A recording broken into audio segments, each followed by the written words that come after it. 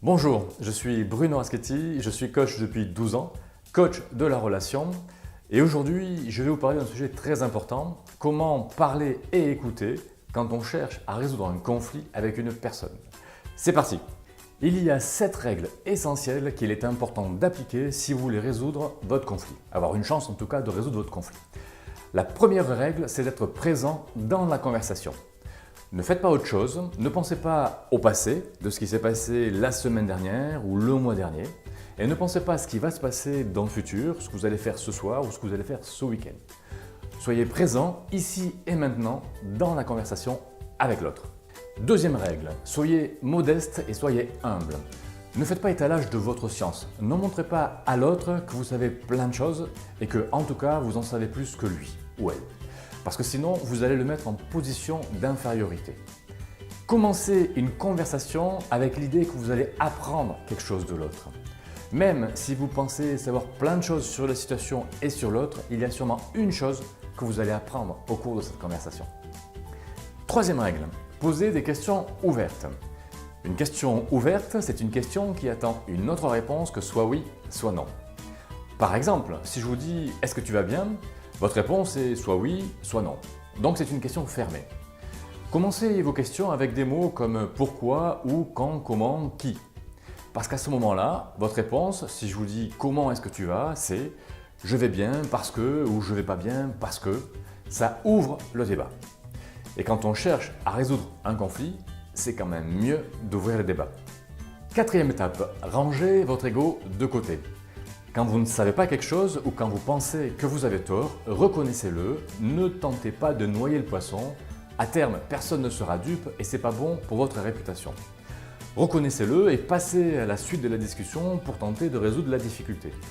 Si vous avez du mal à reconnaître que vous avez tort ou que vous ne savez pas, c'est sûrement parce que vous avez des phrases dans votre tête qui vous disent « si j'avoue que je ne sais pas ou si je reconnais mes torts, alors je vais passer pour un faible, ou un idiot, ou un inculte, ou je ne sais pas, quelque chose qui ne vous donne pas de la valeur. » Remplacez cette phrase par « si j'avoue que je ne sais pas ou si j'avoue que j'ai tort, alors je vais passer pour quelqu'un qui a de la sagesse, quelqu'un qui assume ses responsabilités ou quelque chose en fait qui vous donne de la valeur. » Avec cette nouvelle phrase, vous serez capable plus facilement d'assumer que vous ne savez pas ou que vous avez tort et de passer donc à la suite de la discussion pour tenter de résoudre la difficulté avec l'autre. Cinquième règle, ne coupez pas la parole à l'autre. Quand l'autre parle de lui ou de son expérience, ne le coupez pas en lui parlant de vous. C'est toujours très frustrant de se faire voler la parole. Si on coupe la parole à l'autre, c'est pour 3 raisons. La première, c'est que c'est plus facile de parler que d'écouter, du point de vue des efforts intellectuels à produire. La deuxième, c'est que quand je parle, je contrôle et ça me rassure. Et la troisième, enfin, c'est que quand je parle, j'ai plus de chances d'imposer mon point de vue à l'autre. Ne coupez pas la parole à l'autre parce que tant qu'il n'a pas vidé son sac, en fait, il va rester frustré.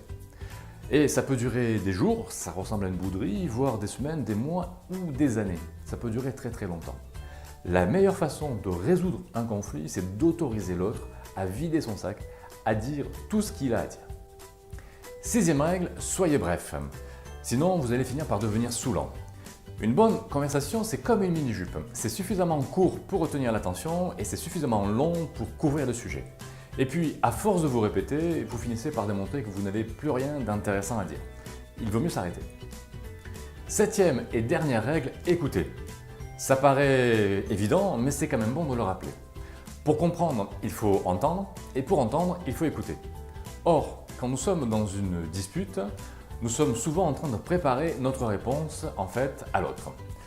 Le problème, c'est que si lui également est en train de faire pareil, c'est insoluble. Souvent, dans une dispute, nous avons déjà accusé, jugé et condamné l'autre. Et quand c'est comme ça, c'est difficile de s'en sortir.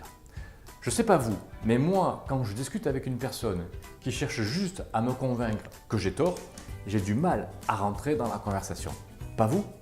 En conclusion, nous avons vu 7 règles pour résoudre une difficulté relationnelle que nous avons avec une personne.